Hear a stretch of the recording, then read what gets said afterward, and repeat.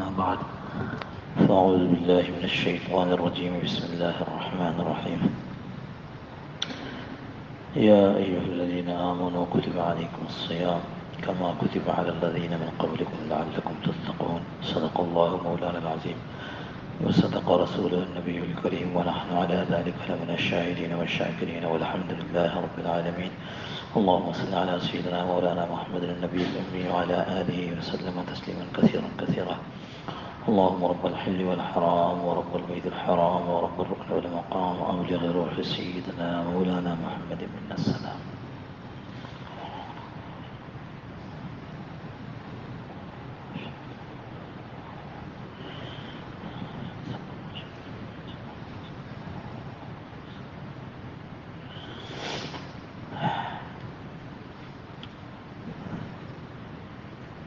یہ کہنا آقا بہت سے عاشق تڑپتے سے چھوڑ آیا ہوں میں، بلاوے کے منتظر ہیں لیکن نہ صبح آیا نہ شام آیا.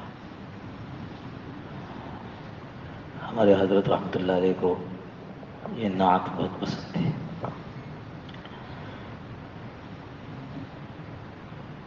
اور ابتدائی زمانے میں اکثر یہ نعت سننے کی فرمائش فرماتے تھے.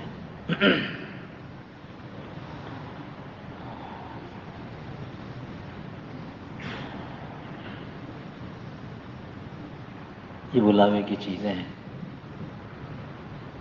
یہ بلاوے کی باتیں ہیں.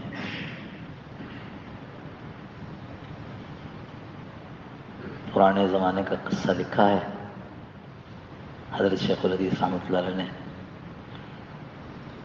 کہ وہ بزرگ جا رہے تھے، حج بیت اللہ کا ارادہ تھا.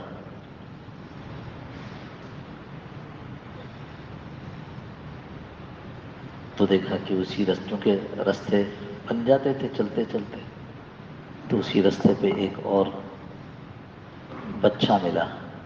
کہاں جا رہے ہو؟ کہا حج بیت اللہ کا ارادہ ہے. کہاں؟ حج بیت اللہ کا ارادہ ہے تو تمہارے پاس تو کوئی سامان، کوئی چیز، کوئی زیادہ سفر تو نظر نہیں آ رہا. تو بچہ کہتا ہے کہ آپ کو جب کوئی بلاتا ہے کہ میرے ہاں مہمان ہو جاؤ آ کر، تو کیا آپ اپنا کھانا ساتھ لے کے جاتے ہیں؟ یہ تو بلاوا ہے وہاں سے. تو اللہ کو برا نہیں لگے کہ میں اس کے گھر پہ اس کے بلاوے پہ آ رہا ہوں اور اپنا کھانا ساتھ لے کے آ رہا ہوں؟ ایسے ہی کچھ سوال جواب ہوئے. کہتے ہیں پھر راستہ الگ ہو گیا. الگ کیسے ہوتا ہے؟ ایک مسجد آئی، آپ بھی رات ٹھہر گئے، ہم بھی رات ٹھہر گئے. آپ آگے چل پڑے، ہم نے ایک دو دن آرام کر لیا. ایسے ہی راستہ الگ ہو گیا. بیت اللہ میں پہنچے تو دیکھا وہ لڑکا پہلے سے موجود ہے. ارے تیرے پاس تو سواری بھی نہیں ہے، تیرے پاس تم پہلے سے پہنچ گئے. تو کہتے ہیں چچا جان آپ ابھی تک حیرت میں پڑے.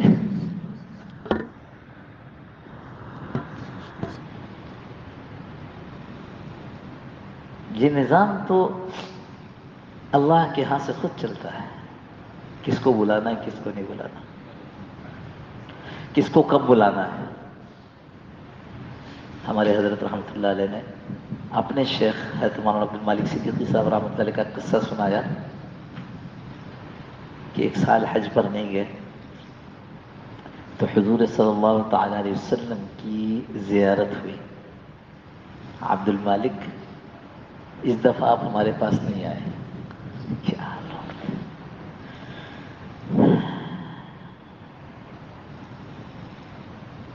عرض کیا اللہ کے رسول صلی اللہ علیہ وسلم کوئی انتظام نہیں ہو سکا تھا. ہمارے حضرت رحمۃ اللہ علیہ نے یہ جو نقل کی بات وہ یہ کہ حضرت صلی اللہ تعالی وسلم نے یہ ارشاد فرمایا کہ فکر نہ کرو، ہم کراچی کے تاجروں سے کہہ دیں گے. تو حضرت نے پھر بتایا کہ اس کے بعد سے لے کر انتقال تک ہر سال جاتے تھے. یہ بلاوے کی بات ہے. اللہ ہم سب کو وہاں کی حاضری بار بار نصیب فرمائے. الحمدللہ حضرت کے خاصے ساتھی ہیں جو انشاءاللہ کل تشریف لے جا رہے ہیں، اس کی مناسبت سے ہمارے مولوی صاحب نے پڑھی. اللہ سب کے جانے کو قبول فرمائے، وہاں آداب کے ساتھ، اخلاص کے ساتھ اور مانگتے ہوئے، ساری امت کے لیے مانگتے ہوئے وقت گزارنے کی توفیق نصیب فرمائے. شعبان کا مہینہ جب شروع ہوتا ہے تو پھر ہر طرف رمضان کی باتیں ہوتی ہیں، اس لیے کہ بہت ہی بڑا مہینہ آ رہا ہے. ایسا مہینہ کہ جس کے اندر عبادات کی جتنی ترغیب دی جائے کم ہے. صبح خانقاہ میں بھی اس کے حوالے سے چند باتیں عرض کرنی تھیں، چونکہ موقع ہے اس لیے انہی باتوں کو دہرانے کی کوشش کرتا ہوں. بادشاہ سلامت تھے، ایک کمرہ بنوایا، اس کمرے کا چپ چاپ انتظام کرتے رہے. کسی کو معلوم نہیں تھا کہ کیا ہو رہا ہے. جب کمرہ تیار ہو گیا تو بادشاہ نے اپنے درباریوں کو جمع کیا اور کہا کہ یہ کمرہ ہم نے تیار کروایا ہے، اس میں کچھ چیزیں بھی ہیں. ہر درباری کو حکمن کہا جاتا ہے، اس کو حکم ہے کہ وہ اس کمرے کے ایک دروازے میں داخل ہو اور اندر جو کچھ سامان ہے اس میں سے جو سامان، جتنا سامان چاہے اٹھا لے اور پھر اگلا راستہ، اگلا دروازہ وہاں سے نکل جائے. اچھا، جو آدمی اندر جاتا دروازے کے تو دیکھتا کہ اندر خوب اندھیرا، کچھ نظر نہیں آ رہا. اب بادشاہ نے کہا جو سامان ملے وہ اٹھا لے، اور یہ بھی کہا ساتھ کہ دیکھو جو سامان اٹھائے گا وہ بھی پچھتائے گا، جو نہیں اٹھائے گا وہ بھی پچھتائے گا. تو جب ٹٹولا تو معلوم ہوا یہ کمرے میں تو ریت بھری ہوئی ہے، کنکر پتھر بھرے ہوئے ہیں. اسی ریت پر چلتا ہوا جب کچھ نہیں ملا تو سمجھا کہ بادشاہ سلامت نے تو کہا تھا جو کچھ اندر سے لے کر آئے گا وہ بھی پچھتائے گا، جو نہیں لے گا وہ بھی پچھتائے گا. تو بعضوں نے سوچا کہ جب پچھتانا ہی ہے تو وزن کیا اٹھانا، چھوڑو. بعضوں نے کہا کہ جب پچھتانا ہی ہے تو زیادہ وزن کیا اٹھانا. بادشاہ نے کہا لے لو تو لے لیں. ایک مٹھی میں وہ کنکر پتھر اٹھا لیے، کسی نے 2 منٹ، کسی نے جیب میں بھر لیا. اور جب باہر نکلے اس دروازے سے روشنی تو دیکھا لو ہو یہ کنکر پتھر تو نہیں، تو سارے ہیرے جواہرات ہیں. اب جس نے نہیں اٹھایا تھا وہ تو پچھتایا، جس نے ایک ہاتھ اٹھایا تھا کہا کاش تو میں اٹھا لیتا. جس نے 2 مٹھیوں میں اٹھایا اس نے کہا کاش جیبیں بھر لیتا. جس نے جیب بھری تھی وہ کہتا تھا کاش گود میں بھی اٹھا لیتا. یہ مہینہ رمضان کا ایسا آ رہا ہے، جتنی عبادت کرو گے کل پچھتاؤ گے. جو نہیں کرے گا وہ تو پچھتائے گا ہی، لیکن جتنی عبادت کرے گا کل سوچے گا کاش کہ تھوڑا سا اور کر لیتا. زبردست مہینہ آ رہا ہے. اسی واسطے شعبان سے علماء یہ شروع کر دیتے ہیں لوگوں کو ترغیب دینا، بھائی ایسا مہینہ آ رہا ہے. ہمارے حضرت رحمۃ اللہ فرمایا کرتے تھے بعض بزرگ ایسے گزرے جو رمضان سے 6 مہینہ پہلے سے رمضان سے ملنے کی، رمضان میں زندہ رہنے کی تمنائیں اور دعائیں کرتے تھے، اور رمضان گزرنے کے بعد اگلے 6 مہینے وہ رمضان مل گیا اس کا شکر ادا کرتے تھے. اللہ تو نے اتنا عظیم شان مہینہ نصیب فرما دیا، قبول فرما دے. کیوں؟ یہاں سے روح ملے گی. کیا ہوگا؟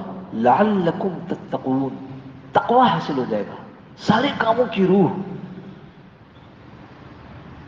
اللہ کی ناراضگی سے دور.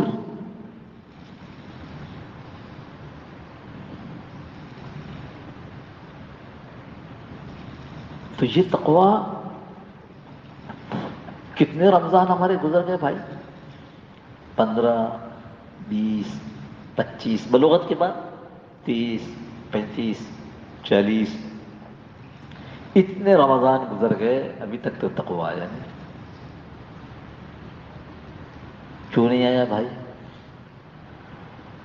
فرمایا کہ روزے کا ایک بڑا مقصد ہے، وہ ہے اپنے نفس کو کمزور کرنا۔ اور ہم جو خاص طور پر خانقاہوں میں آنے والے لوگ ہیں، ہم تو آتے ہی اس لیے ہیں کہ اللہ کی معرفت کا، اللہ کی محبت کا سفر طے کر لیں، مرنے سے پہلے پہلے اللہ کی جان پہچان نصیب ہو جائے۔ ہم تو خانقاہوں میں اس لیے آتے ہیں، ورنہ ہر جمعے کو مسجدوں میں تقریر ہو رہی ہے، ہر جگہ پر بیانات ہو رہے ہیں۔ خانقاہوں میں آنے کا مقصد اللہ کی محبت کا حاصل کرنا ہے، ہم اس سفر کے مسافر ہیں۔ اور کسی نے پوچھا اللہ تیرے تک پہنچنے کے لیے کیا کرنا ہوگا؟ فرمایا 2 قدم، پہلا قدم اپنے نفس پہ رکھ دے، اگلا قدم میرے پاس ہے۔ تو یہ ایک بہت بڑا بہترین موقع ملا ہے اپنے نفس کو دبانے کا۔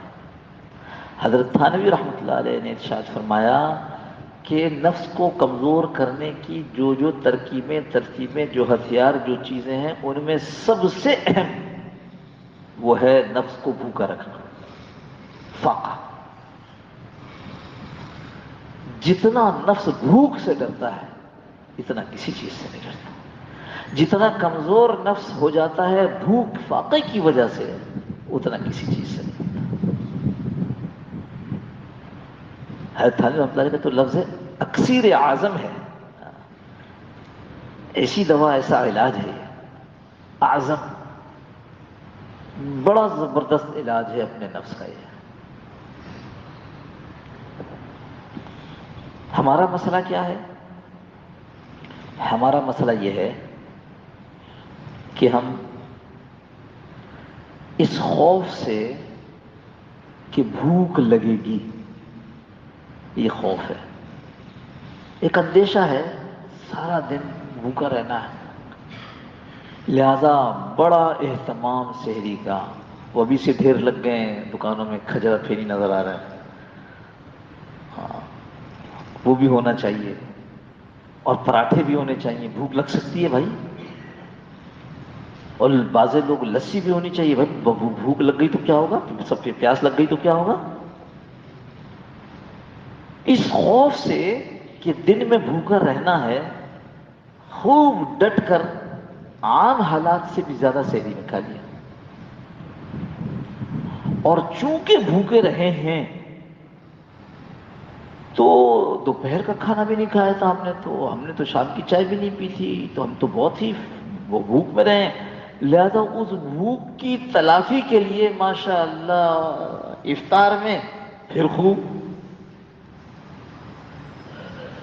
اب کہیں گے رمضان کی تیاری کر لی، یہ تھوڑی کہتے کہ رمضان کے کام جلدی کر لیے کہ تاکہ رمضان میں عبادت کے لیے فارغ ہوں۔ کہتے ہیں ہاں بالکل تیاری کر لیے، پکوڑے کے لیے سب بیسن بھی آ گیا ہے، اور چنے بھی آ گئے، اور فروٹ کا بھی آرڈر دے۔ ہمارے یہاں رمضان کی تیاری ہے، کیوں کہ جو فوت ہو گئی چیزیں اس کی تلافی ہو جائے، جو چیز نہیں کر سکے تھے۔ تو صبح کا کھانا یعنی سحری کا، اور افطار کو کھانا، اور افطار کے بعد اتنا کچھ کھا لیتے ہیں کہ وہ جو مقصود تھا نفس کو بھوکا رکھنے کا وہ ختم ہو جاتا ہے۔ اب سمجھ میں آیا کہ تقویٰ کیوں نہیں آیا، کیوں نفس کی بات مانتے چلے جا رہے ہیں؟ اس لیے کہ نفس کو کمزور ہونے کا موقع ہی نہیں ملا، ہم نے تو نفس کو اس کی عادت سے زیادہ کھلایا۔ تو ہم تو یہاں اس لیے آئے نا کہ ہم اللہ کے راستے میں آگے بڑھنے کی مشق کریں، اللہ کی معرفت حاصل کرنے کے لیے سفر کریں۔ تو آپ سب سے درخواست ہے اس رمضان میں اپنے نفس کو بھوکا رکھ کر دیکھو۔ ہم یہ نہیں کہتے کہ آپ اس دفعہ افطاری سحری نہ کریں، نہ، سحری تو کرنا چاہیے، برکت کی چیز ہے، سنت ہے۔ اللہ کے نبی صلی اللہ تعالی علیہ وسلم نے فرمایا کہ برکت والا کھانا ہے۔ افطار نہیں کرو، نہیں ایسی بات نہیں، افطار تو کرنا چاہیے۔ گو کہ صبح میں نے قصہ سنایا کہ بعض بزرگ جو ہے وہ بہت تھوڑے سے نمک اور پانی سے افطار کر لیتے،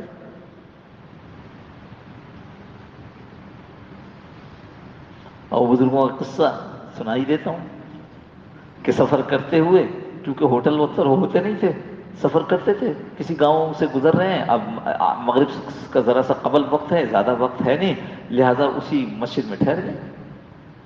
تو وہ اللہ والے، وہ بزرگ، وہ عالم صاحب جن کا قصہ لکھا ہے، وہ ٹھہر گئے مسجد میں۔ مغرب کی نماز میں لوگوں نے دیکھا کہ ایک اجنبی چہرہ ہے، ورنہ گاؤں میں تو ہر آدمی ایک دوسرے کو پہچانتا ہے۔ ایک صاحب آئے، پوچھا کہ آپ مسافر ہیں؟ کہا جی مسافر۔ کہا آپ کو کسی نے کھانے کے لیے کہا ہے؟ رواج یہی تھا، کوئی نہ کوئی کھانے کو کہہ دیتا۔ کہا کسی نے کہا تو نہیں۔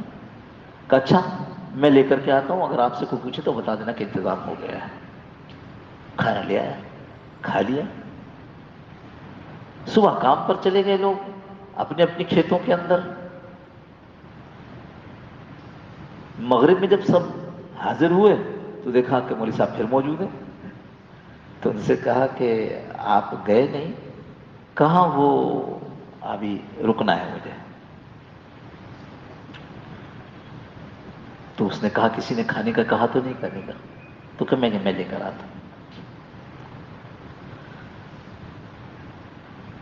اگلا دن ہوا، لوگ کام پر چلے گئے، واپس آئے تو حضرت صاحب پھر موجود مغرب کی نماز میں۔ گئے نہیں؟ کہا ابھی رکا۔ کہنے لگے کب جائیں گے؟ پہلے دن آئے تھے تو 3 روٹیاں تھیں، دوسرے دن آئے تو 2 روٹیاں تھیں، آج آئے ہیں تو 1 روٹی ہے، پوچھ رہے ہیں جائیں گے کب؟ میں کہا کیوں پوچھتے؟ کہا بات یہ ہے بڑی مشکل سے حلال کماتا ہوں، اتنا کہ 3 روٹیاں ملتی ہیں، یعنی اس سے 3 روٹیاں تیار ہو جاتی ہیں۔ پہلے دن میں نے اپنی بیوی بچے، ایک میرا بچہ ہے، ایک میری بیوی، ایک میں نے ترغیب دی گھر والوں کو، تو ہم نے ایثار کیا اور خود نمک اور پانی سے روزہ کھولا اور 3 روٹی لا کے آپ کو دے دی۔ اگلا دن آیا، آپ پھر تھے، میں نے پھر اپنے گھر والوں کو ترغیب دی، تو بچے نے کہا کہ آپ دیتے ہو تو 2، اب مجھ سے برداشت نہیں ہوتا، تو ہم نے 2 روٹی لا کے آپ کو دے دی۔ آج کا دن آیا، آج جب میں نے ترغیب دی تو میری بیوی نے کہا کہ جی اب مجھ سے بھی برداشت نہیں ہوتا، نمک اور پانی سے روزہ 2 دن کا فاقہ ہو گیا ایک طرح، اب مجھ سے برداشت نہیں ہوتا، تو آج 1 روٹی آپ کی خدمت میں ہے، اب مجھ سے بھی برداشت نہیں ہو رہا، اس لیے اگلا مجھے مشکل ہے کہ میں آپ کو روٹی دے سکوں۔ تو کہنے لگے بات یہ ہے، یہ رکا ہی اس لیے کہ میں حیران تھا کہ پہلے دن سے، جس دن سے آپ کا کھانا شروع کیا ہے، اس دن سے ہر رات کو رسول اللہ صلی اللہ علیہ وسلم کی خواب میں زیارت ہو رہی ہے۔ لوگ ہیں جو کم سے بھی کر لیتے ہیں افطار، کم سے ہی بھی کرتے ہیں، لیکن ہم یہ آپ سے مطالبہ نہیں کر رہے۔ ہاں، جو ہم نے کہا کہ بھائی نفس کو بھوکا رکھو، تو آپ ڈر گئے ہوں گے کہ اب یہ مول صاحب کہہ رہے ہیں کہ چلو جی کل سے اب کی رمضان میں سحری اور افطار نہ کرنا، نہ۔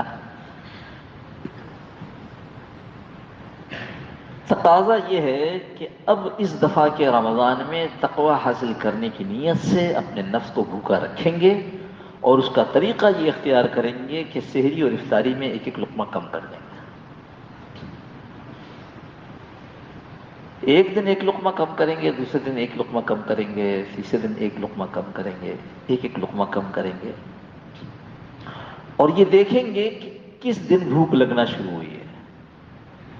ظہر کے بعد سے نہیں، اتنا برداشت نہیں ہے، اتنی برداشت نہیں ہے ہم لوگوں کے اندر۔ جس دن عصر کی نماز کے بعد بھوک محسوس ہونے لگے گی، ہم سمجھ لیں کہ اب ہمارا کام ہو گیا ہے، یہاں پر اسٹاپ۔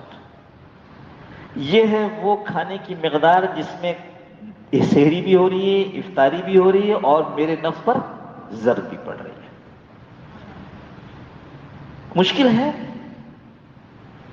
یوں کہیں بھوکا رہنا آسان، اور مزے مزے کے کھانے سامنے ہو تو ہاتھ روکنا اس سے مشکل ہے۔ بھوکا رہنا آسان ہے، لیکن کھانا مزیدار ہو، اشتہا انگیز ہو، اور اس وقت کہا جائے کہ ذرا کم کھانا، جو مشکل کام ہے۔ لیکن جنہوں نے یہ نیت کی ہے کہ اس رمضان میں تو اے اللہ مجھے تقوی کا کوئی درجہ حاصل کرنا ہے، ہاں یہ لفظ درجہ نکل گیا، انشاءاللہ آگے پھر عرض کریں گے تقوی کے درجات کیا ہیں، آج تو خیر نہیں ہو سکے گا، لیکن تقوی کا کوئی نہ کوئی درجہ تو اس دفعہ حاصل کرنا ہے۔ اور جس نے ٹھان لی، جس نے اپنی منزل یہ بنا لی، جس کا ہدف یہ ہے کہ اس دفعہ تقوی کا کوئی نہ کوئی درجہ حاصل کرنا ہے، پھر اس کے لیے اچھے اچھے کھانوں سے ہاتھ روکنا مشکل نہیں ہے۔ سوچے نا پیچھے میں نے تو ایسی کہہ دیا 10 رمضان 20 رمضان، جتنے رمضان آپ کے گزرے اس کو پیچھے پلٹ کر دیکھ لیں نا، کہ اتنے رمضان ایسے ہی گزار لیے ہم نے، جس کا وعدہ اللہ کر رہے ہیں کہ روزہ دے اس لیے رہے ہیں تم کو، کتب علیکم الصیام کما کتب علی الذین من قبلکم لعلکم تتقون، اللہ کہہ رہے ہیں کہ اس کی بنیاد پر ہم تقوی دیں گے، نہیں دیا تو اللہ کا قصور نہیں ہے، اللہ جھوٹے نہیں ہے، ومن اصدق من اللہ قیلا، اللہ سے زیادہ سچا کون ہے اپنے قول کے اندر؟ تو اللہ نے تو سچ کہا، ہم نے وہ نہیں کیا جو اللہ نے چاہا تھا، جو بھوک مطلوب تھی، جو نفس کو کم کرنا کمزور کرنا مطلوب تھا، وہ ہم نہیں کر سکے، تو اس لیے اس رمضان میں اس کی نیت کریں گے نا انشاءاللہ، کوشش ہے۔ میں نے کہا یہ سب چیزیں توفیق الہی پر موقوف ہیں، اللہ سے مانگ لیں، اللہ اس دفعہ تو ایسا کچھ کر دے، ہمارا مزاج بھی ایسا بنا دے کہ ہم تقوی کے لیے جو قربانیاں ہو سکتی ہیں ہم کرتے رہیں۔ ایک اہم بات یہ ہو گئی۔ دوسری اہم بات، رمضان المبارک میں قرآن کریم کے ساتھ مشغول ہونا۔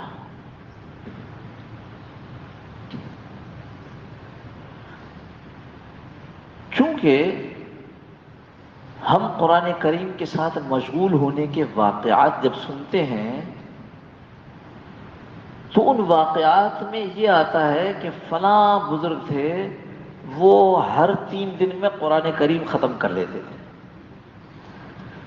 فلاں بزرگ تھے ہر 7 دن میں قرآن ختم کر لیتے تھے، فلاں بزرگ تھے 24 گھنٹے میں قرآن ختم کر لیتے، فلاں بزرگ تھے ایک رمضان میں اتنے قرآن ختم کر لیتے۔ تو لہذا قرآن کریم میں مشغول ہونے کے یہ واقعات سن کر ہمارا مزاج بھی یہ بنتا ہے کہ ہم بھی قرآن کریم کے پارے خوب تیزی پڑھ کر خوب پارے ختم کر لیں۔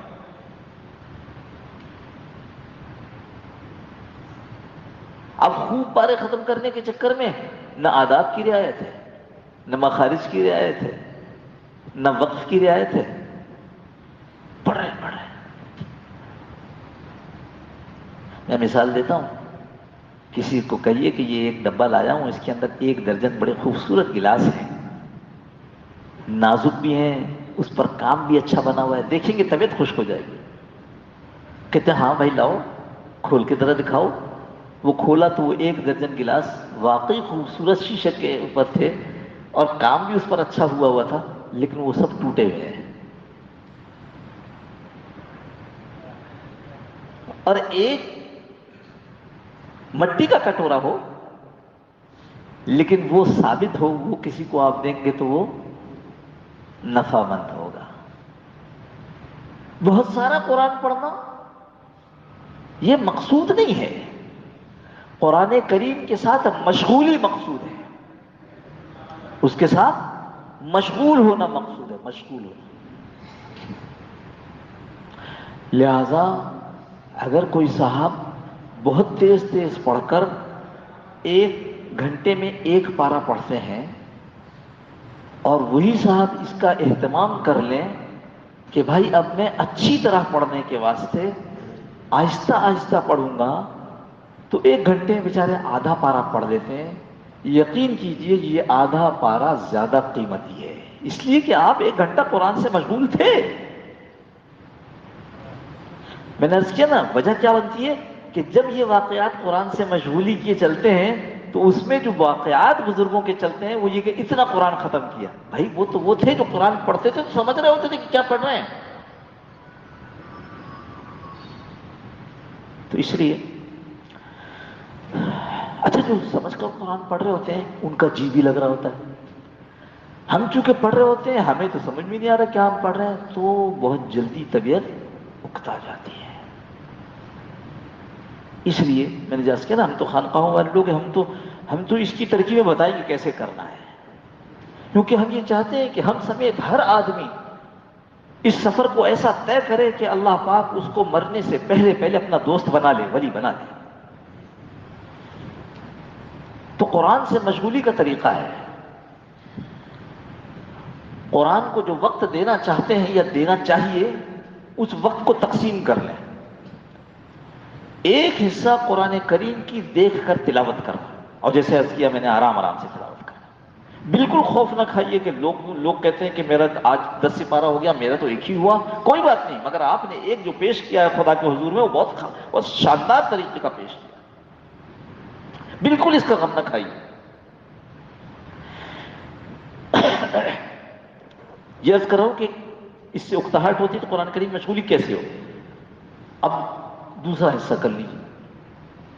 ہے قرآن کریم، لیکن اب آپ قرآن کریم کے ترجمے اور تفسیر کو پڑھ رہے ہیں. مشغولی قرآن کے ساتھ ہے. یہ لکھا آپ کا جا رہا ہے قرآن کے ساتھ مشغول رہا ہے یہ آدمی، لیکن بدل گئے ہیں تو اس بدلنے سے اکتاہٹ ختم ہو گئی ہے. یہ البتہ اہم بات ہے کہ جب کسی قرآن کا یا ترجمہ پڑھا جائے یا جب کسی کی کتاب پڑھی جائے دینی، تو علماء سے ضرور پوچھ لیا جائے، اس لیے کہ تصنیف کرنے والے مصنف کا ذہن یا ترجمہ کرنے والے مترجم کا ذہن ترجمے میں آ جاتا ہے. بالکل پکی بات ہے.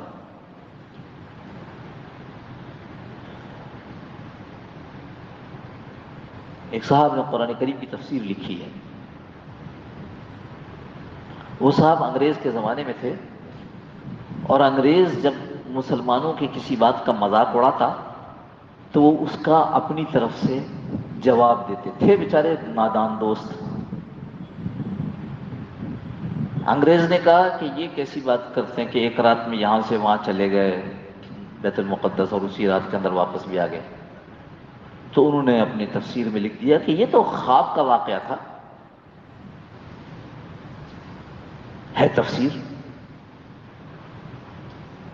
انگریز نے کہا یہ کیسی بات ہے عجیب و غریب کہ موسیٰ نے سمندر کو وہ مارا لکڑ اپنے عصا، تو اس عصا کے نتیجے میں سمندر نے راستہ بنا دیا اور یہ راستے سے گزر گئے.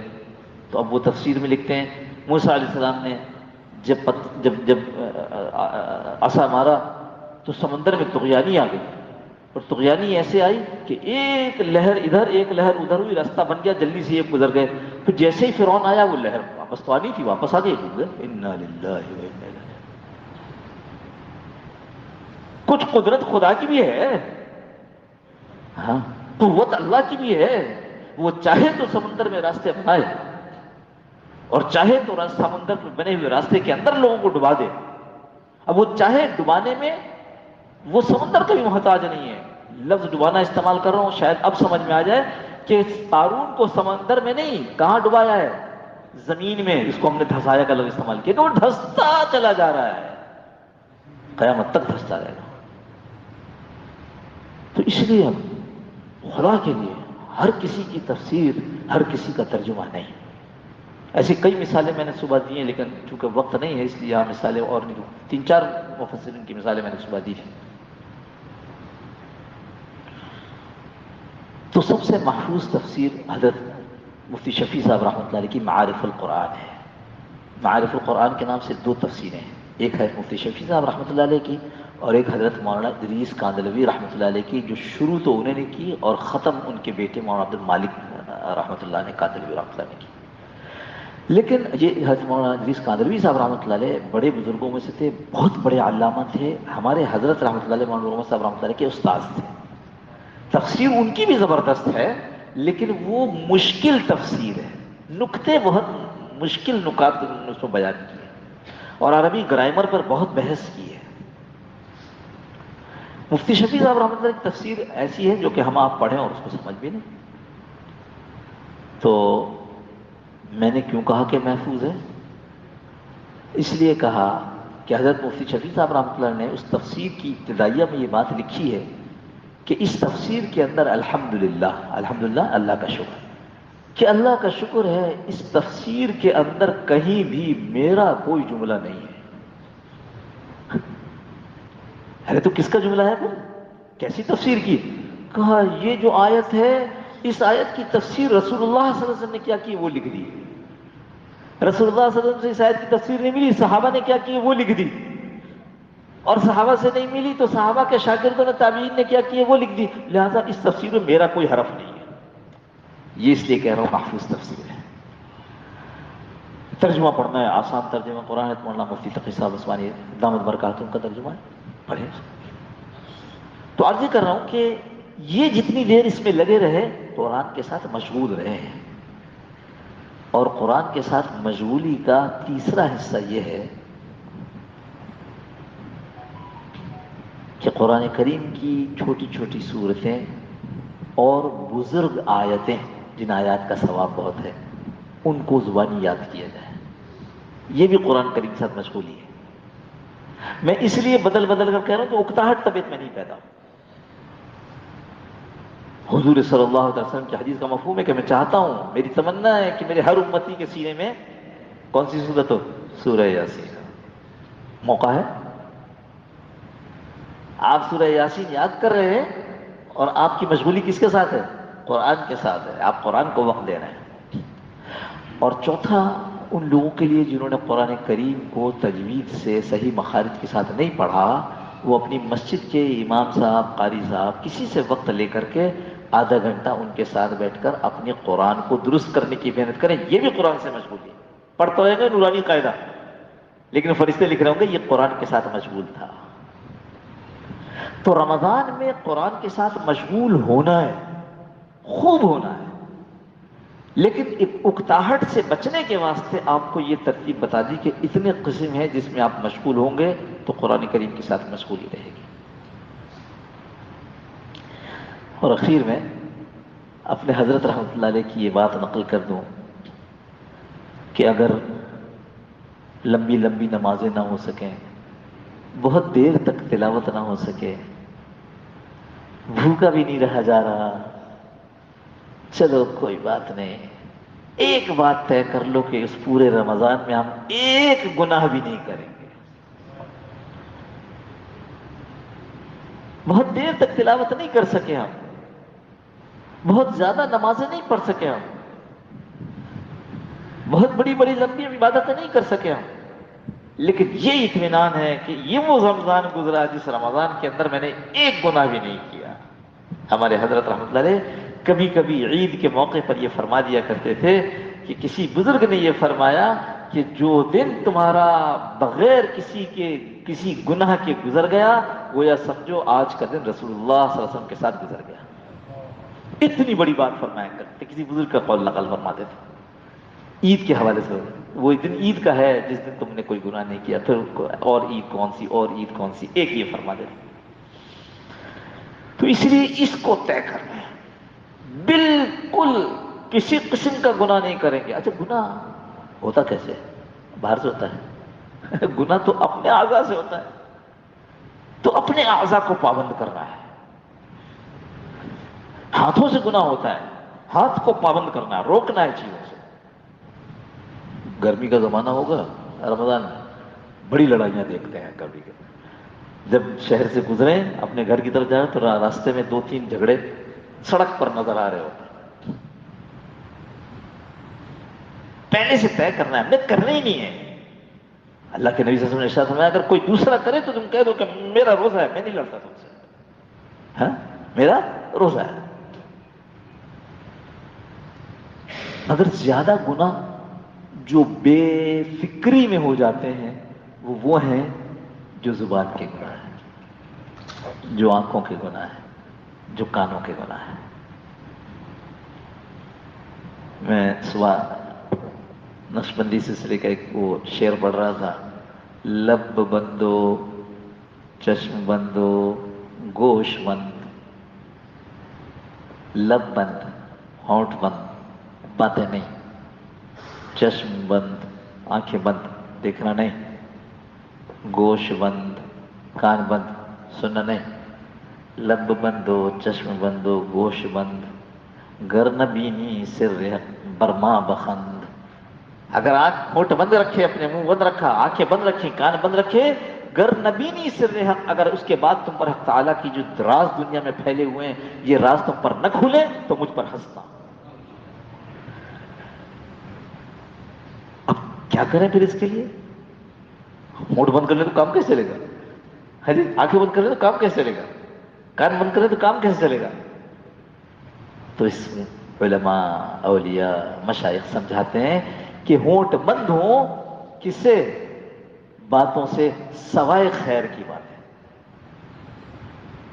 دعوت اللہ، ذکر اذکار، قرآن کریم کی تلاوت، آنکھیں بند ہو سوائے ان چیزوں سے جس کو دیکھنے کی اجازت ہے. اور وہ دیکھنے کی اجازت بھی عجیب کہ جہاں اس کا قلب پر اثر پڑ رہا ہے وہاں نہیں دیکھنا. چلتے چلتے گاڑی نظر آئی، دل متوجہ ہوا کون سی گاڑی ہے، کس ماڈل کی، کتنے کی ہوتی ہوگی، ارے بڑی شاندار لگ رہی ہے، یہ ختم، گڑبڑ ہو گئی. گاڑی گزر گئی، احساس بھی نہیں ہوا کہ گاڑی کون سی تھی، کیا تھا. کان کھلے ہیں کن چیزوں سے؟ جن چیزوں کی اللہ نے اجازت دی ہے. اچھا ان سب کی حفاظت کیسے ہوگی؟ وہ ایک طریقے سے ہوگی، اور وہ یہ کہ رمضان میں سوائے خیر کے مجمع کے کسی اور مجمع میں بیٹھا ہی نہ جائے. جہاں یاروں کے ساتھ بیٹھے یہ تینوں بند کھل گئے، جہاں بے مقصد بازار میں پھر یہ تینوں بند کھل گئے. سے ایک طریقہ ہے صرف، وہ یہ کہ اپنے آپ کو اکیلے بیٹھنے کا پابند کر لے. اکیلے بیٹھنے سے مراد یہ نہیں کہ موبائل کے ساتھ بیٹھ رہے ہیں، نہ بالکل نہیں. موبائل کو تو اس رمضان میں طلاق دے دیجیے، مگر 3 نہ ہو تو کم از کم 1 تو ہو جائے لگی. اس رمضان میں اگر یہ 3 چیزیں کنٹرول کر لیں تو امید ہے اللہ کی ذات سے کہ اللہ پاک فضل فرمائیں گے اور یہ رمضان ہمارا گناہ کے بغیر گزر جائے گا. خدا نہ خواستہ ثم خدا نہ خواستہ گناہ ہو جائے، لمحے بھر کے اندر فوراً توبہ کر کے تڑپ تڑپ کر اللہ سے مانگ لیا جائے. اللهم صل على سيدنا مولانا محمد النبي الأمي وعلى آله وسلم تسليما كثيرا كثيرا. اللهم ربنا ظلمنا أنفسنا وإن لم تغفر لنا وترحمنا لنكونن من الخاسرين. اللهم ربنا لا تزغ قلوبنا بعد إذ هديتنا وهب لنا من لدنك رحمة إنك أنت الوهاب. اللهم بارك لنا في الحسنة.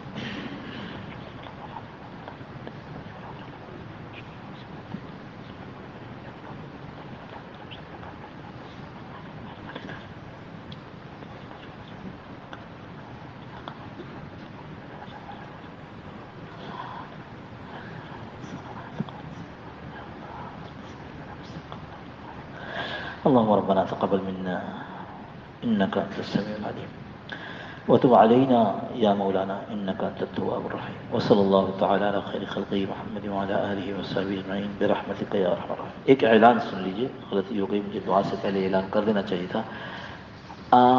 اب رمضان کا چاند چونکہ نظر آئے گا تو اب سے لے کر رمضان کے ختم ہونے تک، وہ بھی میرے خیال اتوار کا ہی دن ہوگا، ممکن ہے کہ عید اتوار کو ایسے ہی کچھ ہے، تو اس میں یہ مغرب کی مجلس نہیں ہوگی. خانقاہ میں گڈاپ میں کوئی مجلس نہیں ہوگی. شرف آباد مزار پہ جو لوگ آتے ہیں ان کو بھی یہ درخواست ہے وہ یہاں آئیں، وہاں بھی مجلس نہیں ہوگی. یہ مجلس کا وقت تبدیل ہو جائے گا. ظہر کی نماز یاد 1:45 بجے ہوتی ہے. ظہر کی نماز کے بعد 1 گھنٹہ لے کر آئیں. عام طور پر آدھا گھنٹہ پون گھنٹہ بات ہوتی، زیادہ بات نہیں ہوتی. تو ظہر کی نماز اتوار کو. اب یہ جو اتوار آ رہا ہے یہ ہے چاند دیکھنے والا، یا تو پہلے چاند ہو گیا ہے یا اس دن چاند ہوگا. تو اس اتوار کو یہاں بھی نہ صبح نہ دوپہر نہ شام کوئی مجلس نہیں ہے. اب آنے والے اتوار، اس سے اگلا اتوار جو ہوگا اس میں ظہر کے بعد مجلس ہوگی. جو احباب آج نہیں آئے ہیں، آپ حضرات کو معلوم ہے کہ وہ آتے ہیں، ان کو بھی یہ اطلاع دے دی جائے کہ یہاں مجلس کا صرف ایک وقت ہوگا، وہ ظہر کی نماز کے بعد شرف کی، اور وہاں گڈاپ والی کوئی مجلسیں نہیں ہوں گی. البتہ گڈاپ میں جیسے ہر سال اعتکاف کا اہتمام ہوتا ہے ویسے ہوگا، یہاں بھی اعتکاف کا اہتمام ہوگا. جو احباب اپنا وقت لگانا چاہیں لگا سکتے ہیں. السلام علیکم ورحمۃ اللہ وبرکاتہ.